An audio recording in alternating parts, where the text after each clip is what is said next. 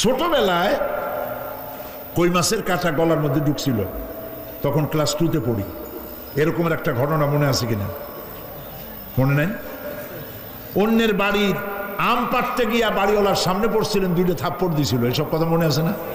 আছে কিনা? এই ছোট্ট ছোট্ট কথাগুলি, কোন পুকুর পাড়ে আসার খাইছিলাম, কেটা মারছিল, সেই ছোট্টবেলা থেকে এই পর্যন্ত এই ছোট্ট কথাগুলি যদি মনে থাকে, তাহলে বড় বড় পাপ কি কি করছেন তা মনে নাই? তাহলে নিজের হিসাব নিজে করো। কিয়ামতে আল্লাহ পাক আমলনামা হাতে দিবেন, বলবেন পড়ো, ইকরা কিতাবাক, পড়ো তোমার আমলনামা। তুমি তোমার হিসাবের জন্য আজকে তুমি নিজেই যথেষ্ট। পড়ে দেখো কি করছো। ইন্না লিল্লাহি ওয়া ইন্না ইলাইহি রাজিউন। হযরত ওমর ফারুক রাদিয়াল্লাহু তাআলা আনহু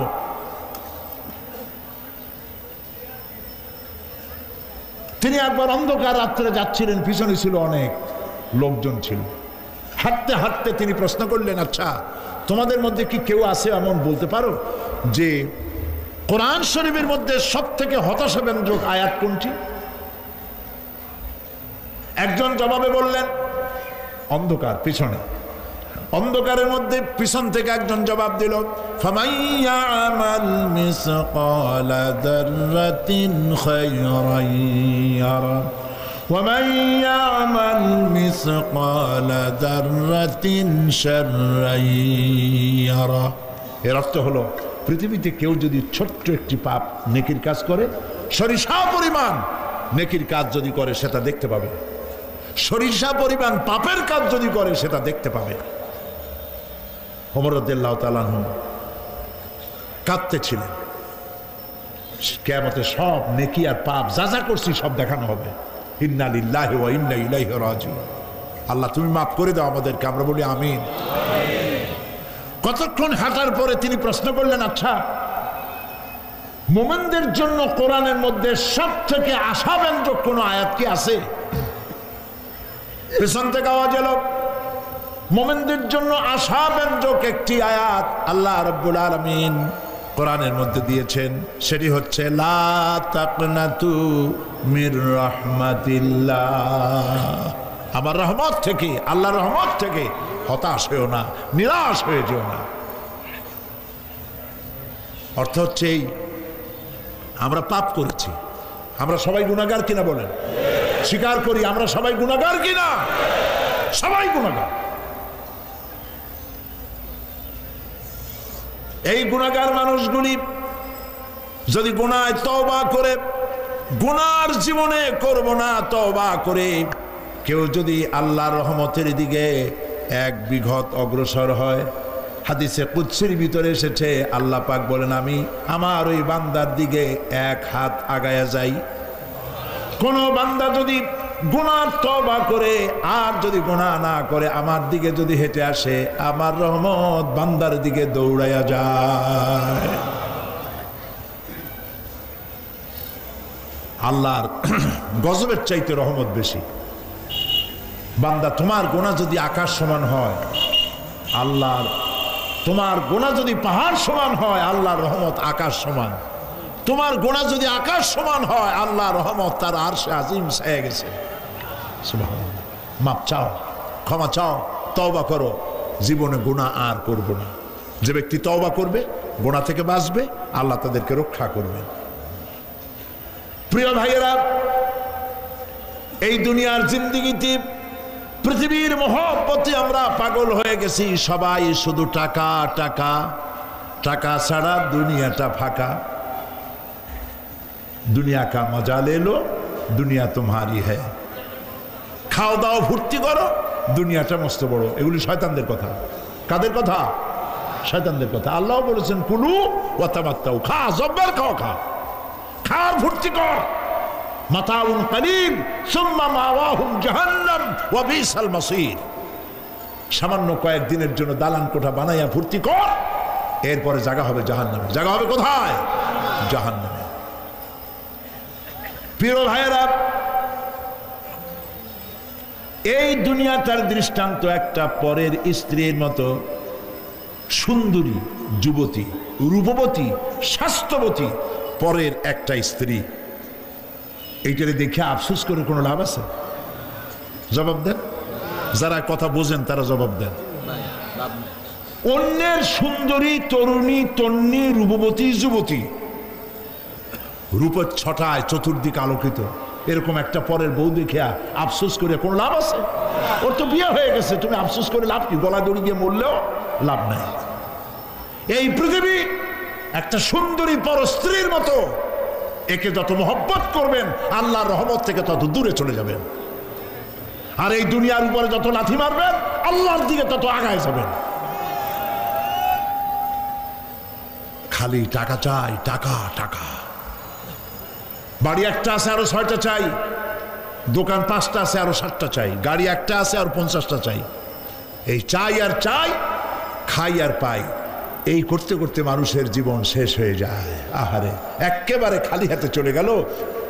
ইন্ডাস্ট্রি পড়ে থাকলো, বাড়ি পড়ে থাকলো, গাড়ি পড়ে থাকলো, 3খান কাপড় নিয়ে চলে গেল গর্তের মধ্যে।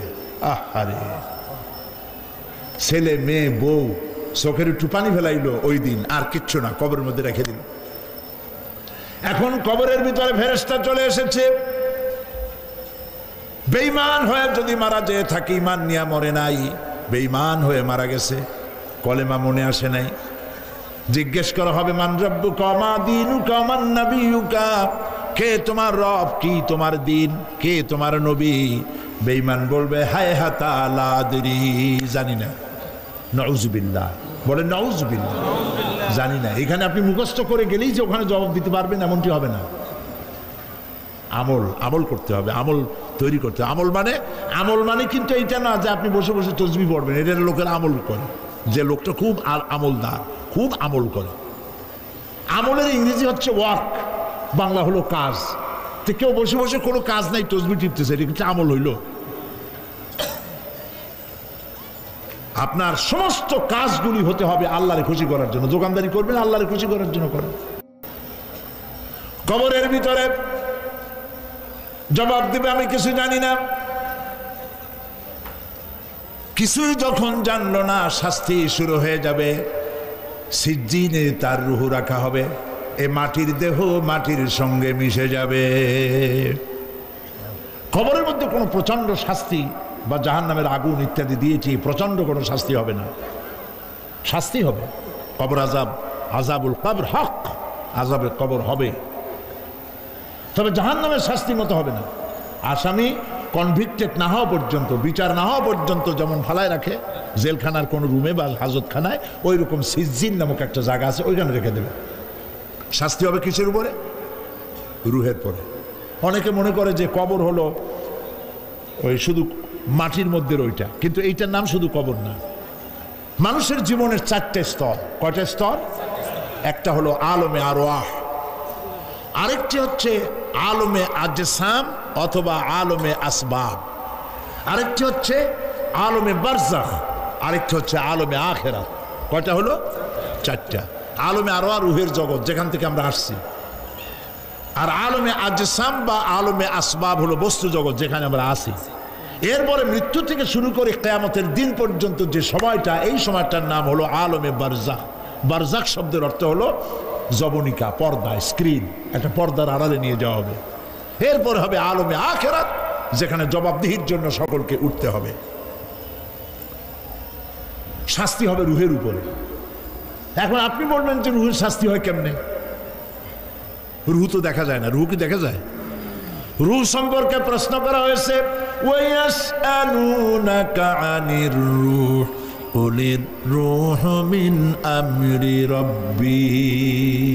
নবী, আপনাকে প্রশ্ন করা হয় রুহ কি জিনিস, আপনি বলুন রুহ হচ্ছে আল্লাহ পাকের একটি অর্ডার। তো এই অর্ডার, একটি হুকুম, যার কোনো আকার নাই, এইটারে আল্লাহ শাস্তি কেমনে দেবে? এই শাস্তি আপনি এই দুনিয়ায় বুঝতে পারবেন। হঠাৎ করে আপনার গ্রেফতারি পরোয়ানা জারি হয়ে গেছে, তখন একটা টেনশন ক্রিয়েট করে। এই শাস্তিটা কোথায় হয়? বডির উপরে না রুহের উপরে? রুহের উপরে হয়। ঘুমায় আছেন, স্বপ্নে দেখতেছেন বাঘে তাড়াইতেছে, বউ কাছে শোয়া, পুলিশে তাড়াইতেছে, বাঘে তাড়াইতেছে, সাপে তাড়াইতেছে, ঘেমে ভয়, আপনি ভয়তে ঘেমে হার্টবিট এত বাড়ছে, ঘুমের থেকে জেগে বউরে ধমকাচ্ছেন যে আমারে বাঘে তাড়াইলো, তুমি একেবারে নাক ডেকে জন্মের মতো ঘুমাইতেছ। বউ তো টের পায় নাই, ঠিক কিনা? এই যে বাঘে তাড়াইলো, পুলিশে তাড়াইলো, সাপে তাড়াইলো, ঘুমের মধ্যে কষ্টে ঘাম বেরিয়ে গেল, এই শাস্তিটা কিছুর উপরে হইল? রুহের উপরে। এটা আল্লাহ দেখাই দিলেন, মরার পরে এর থেকে মারাত্মক কঠিন শাস্তি রুহের উপরে হবে। তারপরে বডি বানানো হবে জাহান্নামে দেওয়ার জন্য। এগুলির ব্যাপারে আমি আলোচনা করেছিলাম চট্টগ্রামে বছর সূরা নাবার তাফসীর করেছিলাম। সূরা নাবা আম্মা ইয়াতাসাআলুন 5 দিন তাফসীর করেছি। 31 জন হিন্দু খ্রিস্টান মুসলমান হয়ে গেছে এবার চট্টগ্রামে। নবী করিম সাল্লাল্লাহু আলাইহি ওয়াসাল্লাম বলেছেন, কেউ যদি দুনিয়ায় বেঁচে থাকা অবস্থায় কিয়ামতের দৃশ্য দেখতে চায়, সেজন্য সূরা নাবা, সূরা আত-তাকবীর, সূরা নাজিআত, সূরা আল ইনফিতার, এই সূরাগুলি যেন পড়ে, তাহলে দুনিয়ায় জীবিত থাকা অবস্থায় কিয়ামতের দৃশ্য দেখতে পারবে। ঈমানদার ব্যক্তি, যে ব্যক্তি মরার সময় মুখে উচ্চারণ করতে পেরেছে লা ইলাহা ইল্লাল্লাহু মুহাম্মাদুর রাসূলুল্লাহ, জোরে সোরে পড়েন লা ইলাহা লা ইলাহা লা ইলাহা লা ইলাহা ইল্লাল্লাহু মুহাম্মাদুর রাসূলুল্লাহ। কালেমা পড়ে মারা গেল। এরপরে কবরের ভিতরে মুনকার নাকির ফেরেশতা এসে হাজির হয়ে যাবে, প্রশ্ন করবে মান রব্বুকা। ঈমানদার ব্যক্তি বলবে রব্বি আল্লাহ। বলেন রব্বি আল্লাহ। আমার রব কে? আল্লাহ না, আল্লাহ। মোহব্বতের সাথে বলেন আল্লাহ। কেউ যদি হৃদয়ের গভীর কন্দর থেকে, কলিজার মধ্য দিয়ে, মনের মণিকোটা থেকে একবার যদি গভীর রাত্রে জেগে একবার যদি বলে আল্লাহ, আল্লাহ পাক 70 বার সাড়া দিয়ে জিজ্ঞেস করেন, বান্দা কি চাও বলো, আমি হাজির। কি মজার নাম আল্লাহ! এর থেকে মজার নাম পৃথিবীতে নাই। এই মজা বেশি পাবেন তাহাজ্জুদের সময়। সুবহানাল্লাহ বলেন। রাত জাগতে শিখুন, তাহাজ্জুদের নামাজের অভ্যাস করুন। সমস্ত নবীদের উপরে তাহাজ্জুদ পড়া বাধ্যতামূলক ছিল। গভীর রাত্রে সব ঘুমানো, আপনি জাগুন, উজু করুন, একটা রুমের মধ্যে একা চলে যান, দরজা বন্ধ করে দিন, তারপরে 6 রাকাত 8 রাকাত নামাজ পড়ে কান ধরিয়ে আল্লাহর কাছে বলতে থাকেন, আল্লাহ, আমি এই সমাজের একজন নগণ্য মানুষ, তুমি দয়া করে আমারে কত টাকা দিছো, পয়সা দিছো, আমার মতো বিদ্যা জানাওয়ালা লোকেরা রিক্সা চালায়, অফিসে চাকরি করে, খাইয়া বউরেও ভালো কাপড় দিতে পারে না, তুমি আমারে কই থেকে কই নিয়ে আসছো বাবু, তার আমি শুধু নাফরমানি করছি, গুনাহ করছি, মিথ্যা কথা বলছি, আল্লাহ তুমি আমারে মাফ করো। গভীর রাত্রে গুনগুন করে নিজের কানে ধরে অপরাধ স্বীকার করে কানতে থাকেন আর ডাকতে থাকেন, ইয়া আল্লাহু ইয়া রহমানু ইয়া রহিমু ইয়া হাইয়ু ইয়া কাইয়ুম। পড়েন, ইয়া আল্লাহু ইয়া রহমানু ইয়া রহিমু ইয়া হাইয়ু ইয়া কাইয়ুম। ইয়া আল্লাহু ইয়া রহমানু ইয়া রহিমু ইয়া হাইয়ু ইয়া কাইয়ুম। চোখের পানি ফেলে। নবীজি বলেছেন, আল্লাহর ভয়েতে গুনাহ করেছিল সেই লজ্জা করে, আল্লাহর ভয়েতে, জাহান্নামের ভয়েতে মানুষ যখন কান্দে, চোখের পানি নাকের অর্ধেক আসতে না আসতে আল্লাহ পাক তারে মাফ করে দেন। আল্লাহ পাক, মা, বাচ্চা যদি কান্দে মা সইতে পারে? বলেন, মায়ের চাইতে আল্লাহর মহব্বত কম না বেশি? মহব্বতকে আল্লাহ পাক 100 ভাগ করেছেন, 1 ভাগ সারা বিশ্বের মাঝে ছড়িয়ে দিয়েছেন, আর 99 ভাগ আল্লাহ তার নিজের মধ্যে রাখছেন। 1টা ভাগ ছেড়ে দিলেন পৃথিবীতে, সেই ভাগের থেকে যেটুকুন মুরগি পেল, মুরগি তার বাচ্চা ঠেকাবার জন্য চিলের সাথে লড়াই করে, শেয়ালের সাথে লড়াই করে, গরু হাতির সাথে লড়াই করে, মানুষ তার সন্তানকে বাঁচাবার জন্য জীবনটাও দিয়ে দেয়। একটা ভাগের যতটুকুন পেলাম সেই মহব্বত যদি আমার এত তীব্র হয় স্ত্রীর জন্য, সন্তানের জন্য, তাহলে 99টা ভাগ মহব্বত যে আল্লাহর কাছে বান্দার জন্য, তার দয়া কত বেশি। এই জন্য কবরের ভিতরে প্রশ্ন হবে, কে তোমার রব? মুমিন ব্যক্তি বলবে রব্বি আল্লাহ, আমার রব আল্লাহ। ওয়ামা দীনুকা, তোমার দিন কি? বলবে দীনুনাল ইসলাম। ওয়ামান নবিয়ুকা, তোমার নবীকে? ওই লোক বলবে নবিয়ুনা মুহাম্মাদুর রাসূলুল্লাহ সাল্লাল্লাহু আলাইহি ওয়াসাল্লাম। হাদিসে এসেছে ওই সময় নবীজির চেহারা মোবারক দেখানো হবে, প্রশ্ন করা হবে মা কুনতা তাকুলু ফি হাদার রাজুল, এই লোক সম্পর্কে তোমার ধারণা কি? লোকটি বলবে হাদা নবিয়ুনা মুহাম্মাদুর রাসূলুল্লাহ সাল্লাল্লাহু আলাইহি ওয়াসাল্লাম, ইনি তো আল্লাহর রাসূল, আমার নবী।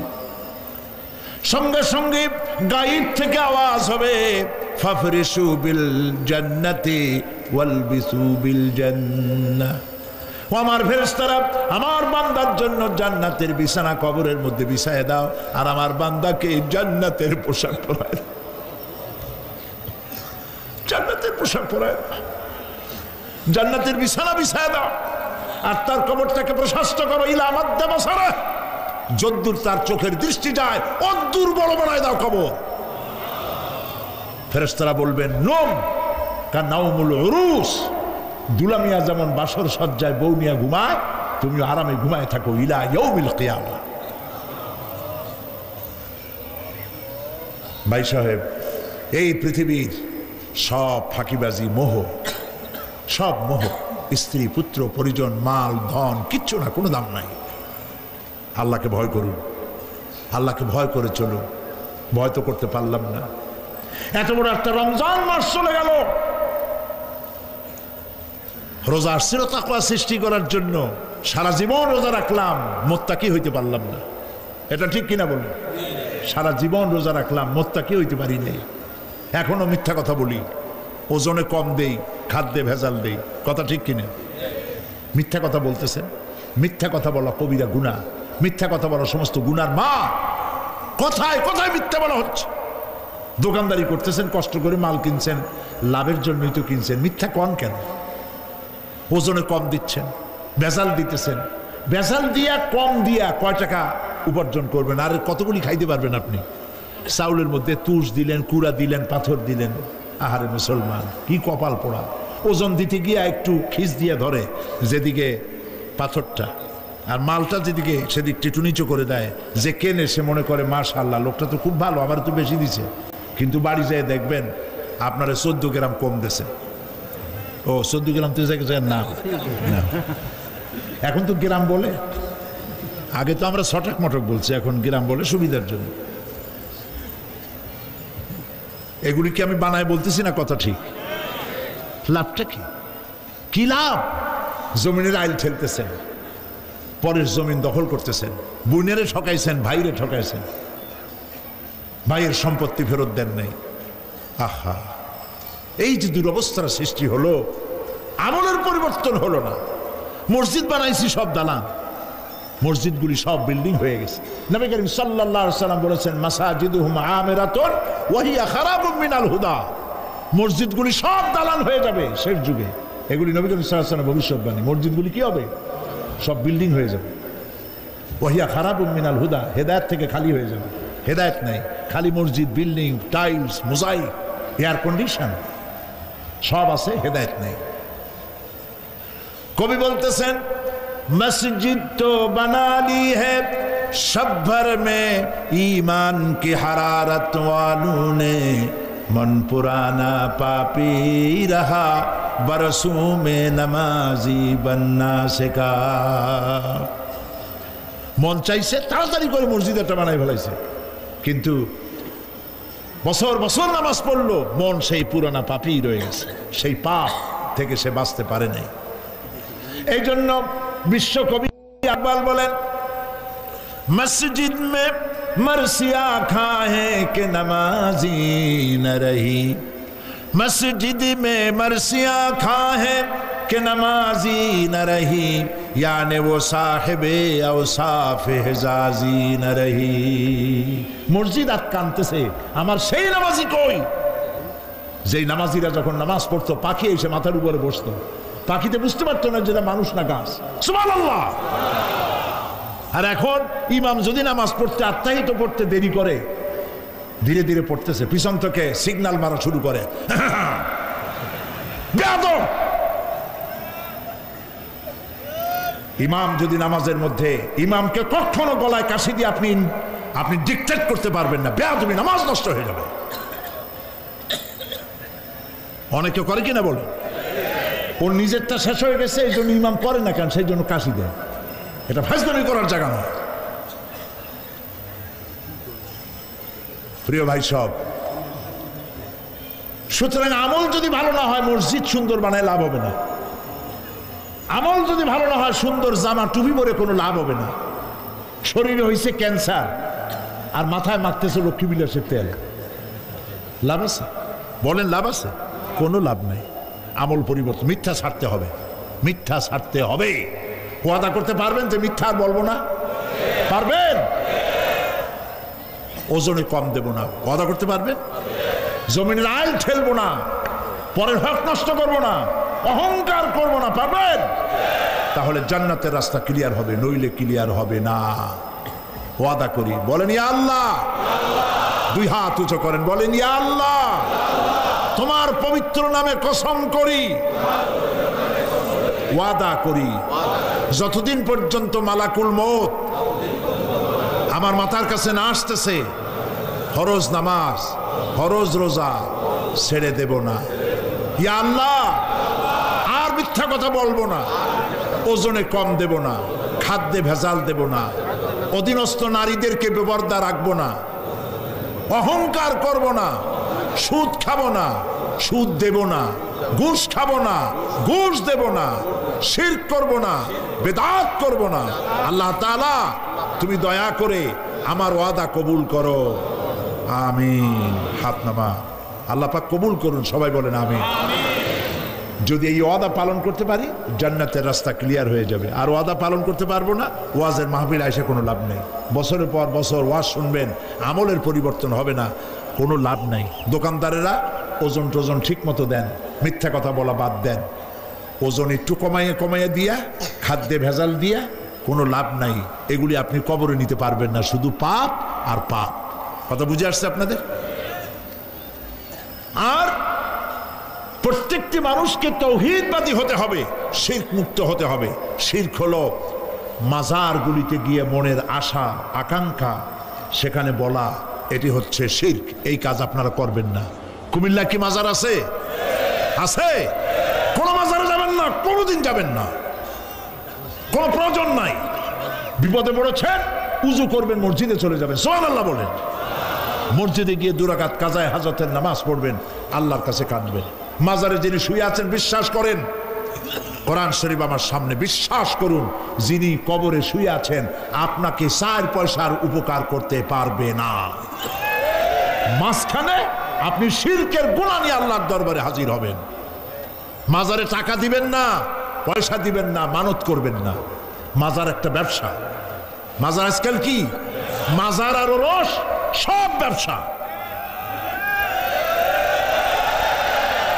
আপনারা এই সব কাজে যাবেন না। আগরবাতি, মোমবাতি, চাদর দেওয়া, মশারি দেওয়া, এগুলো মুসলমানের কাজ না। হিন্দু, খ্রিস্টান, বৌদ্ধ যা করে আমরা কি তা করতে পারি? জোরে বলেন, পারি? কবরে যদি একটু চিন্তা করেন ভাইরা, মাথাটা একটু খাটান, কবরে যদি চাদর দেওয়াই লাগে তাহলে রাসূল করিম সাল্লাল্লাহু আলাইহি ওয়াসাল্লামের কবরের উপরে সোনার সুতা দিয়ে চাদর দেওয়া উচিত ছিল। তুলার সুতা না, সোনার সুতা। আর ওই রকমের দেওয়ার সিস্টেম হলে উম্মতেরা সোনার সুতা না, নিজের বুক নিজে ভাইয়া কলিজা বার করে রাসূলুল্লাহর কবরের উপর দিয়ে দিত। নবীর পরে সম্মান সাহাবায়ে কেরাম। সাহাবায়ে কেরামদের কবরের উপরে চাদর নাই, আগরবাতি নাই, মোমবাতি নাই, গোলাপ পানি নাই, গম্বুজ নাই। মাজার একটা হইছে, সেটারে গম্বুজ বানাইতে হবে। কেন গম্বুজ বানাবে? দরকারটা কি? তওবা করুন, জিন্দেগিতে আর কোনোদিন মাজারে কোনো সাহায্য করবেন না, 1 পয়সাও না। টাকা পয়সা দিবেন, টাকা পয়সা দিবেন, এতিমকে দিবেন, ভিক্ষুককে দিবেন, বিধবাকে দিবেন। পরীক্ষা দিতে পারে না, ফি দিতে পারে না, পরীক্ষা দিতে পারছে না, ওরে দেন। বাড়িতে চাল নাই, পানি পড়ে, ওরে দেন। অন্ধ মানুষকে দেন, লুলাকে দেন, এতিমখানায় দেন, মাদ্রাসায় দেন, টিউবওয়েল বানায় দেন যেখানে পানি নেই। এই সব কাজ করেন, সব হবে। সুবহানাল্লাহ কোন মাজারে, কোন মাজারে, আজকের মাহফিলে যত লোক হাজির হয়েছেন, কোন মাজারে কোন টাকা পয়সা, আগরবাতি, মোমবাতি, চাদর জিন্দিগিতে দেবেন না। কারা দেবেন না? হাত উঁচু করে দেখান। আলহামদুলিল্লাহ, হাত নামা, হাত নামা। আমি গতকাল এখানে বলেছি, কুমিল্লার ডিসি সাহেবকে আমি গত রাত্রে তার সঙ্গে আমি কথা বলেছি, তিনি একমত হয়েছেন। কুমিল্লার কোন দেওয়ালে সিনেমার অশ্লীল পোস্টার থাকতে পারবে না। সিনেমা ব্যবসায়ীদের বলে দিবেন, আপনারাও বলে দিবেন তাদেরকে, সিনেমার ব্যবসা করো, অশ্লীল ছবি দেখাইতে পারবে না।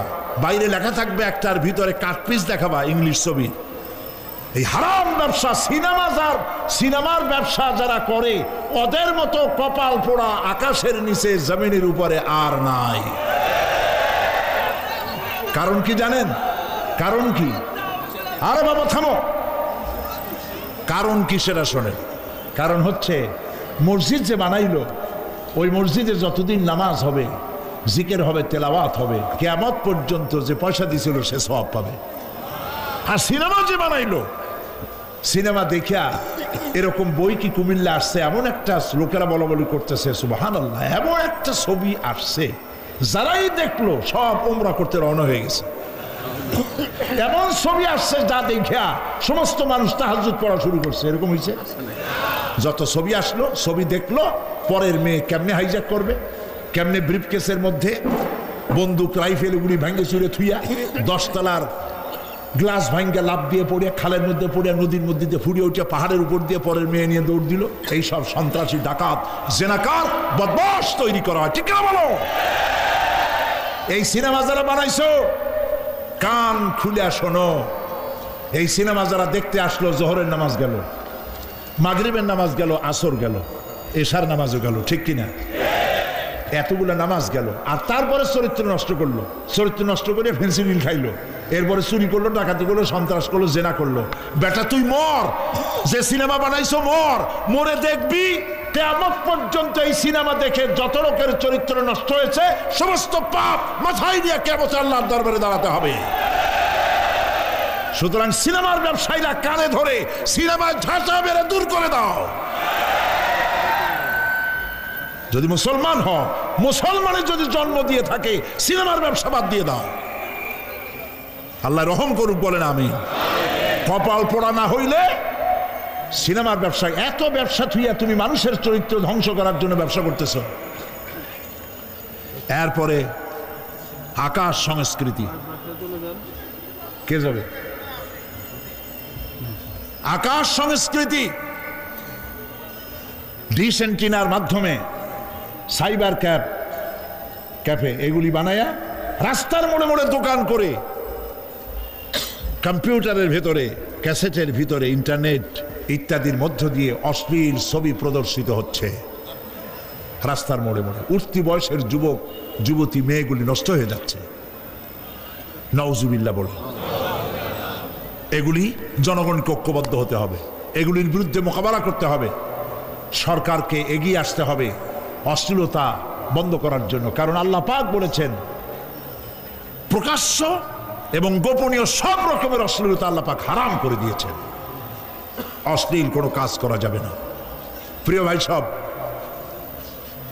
আমরা যদি আমাদের আমলকে গঠন করতে পারি, কিয়ামতের দিন নাজাত পাবো। আমল যদি গঠন করতে না পারি, তাহলে কিয়ামতের দিন বাঁচার কোনো উপায় নাই।